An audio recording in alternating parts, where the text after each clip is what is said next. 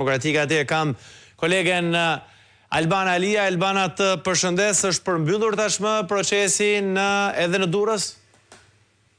Ju përshëndes, apo ka përfundua dhe procesi i votimit në qytetin e Durrësit, në 3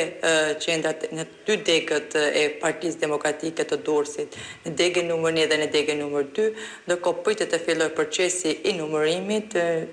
pikërisht pas një pauzë pushimi. Theksojmë në fakt që procesi gjatë gjithë ditës sotme ka filluar rreth orës 8 të mëngjesit dhe është përmbyllur pikërisht në orën 19, pra është shtyr një orë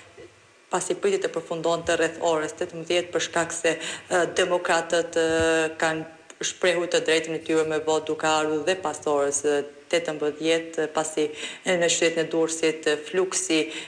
i prurë për të votuar për të shprehur të drejtën e tyre me votë në këtë referendum ka qenë pas dite, ndërsa në degën numër 2 në zonën e Manzës, Ishmit, Sukthit, Katundit të Ri ka qenë para dite, theksojmë në fakt një fluks i shtuar i demokratëve të cilët kanë dhënë të drejtën e tyre me votë për rikonfirmimin e kryetarit të Partisë Demokratike. Procesi i votimit ka qenë i qetë dhe ka qenë një numër i konsiderueshëm pjesëmarrësësh pikërisht të cilët kanë shprehur të drejtën e tyre me votë, por ajo çfarë theksojmë në fakt kanë qenë kryesisht demokratët të besnik të cilët kanë votuar ditën e sotme duke ardhur vazhdimisht nga zona të ndryshme dhe kanë shprehur të drejtën e tyre në këtë referendum.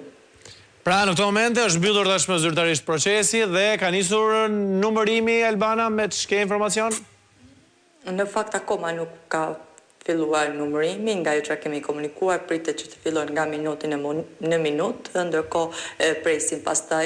dhe rezultatin final, se sa ka qenë numri pjesëmarrës i demokratëve të cilët kanë shprehur të drejtën e tyre me votë. Në fakt dhe në qytetin e Shijakut, pra ka qenë një numër i konsiderueshëm, mund të themi, të cilët demokratë që kanë marrë pjesë në këtë referendum ku kanë shprehur të drejtën e tyre pro abstenim apo dhe kundra kryetarit aktual të Partisë Demokratike. E qartë, Albana, të falenderoj për detajet e fundit që ke përcjellë nga qyteti i Durrësit, aty ku është mbyllur tashmë procesi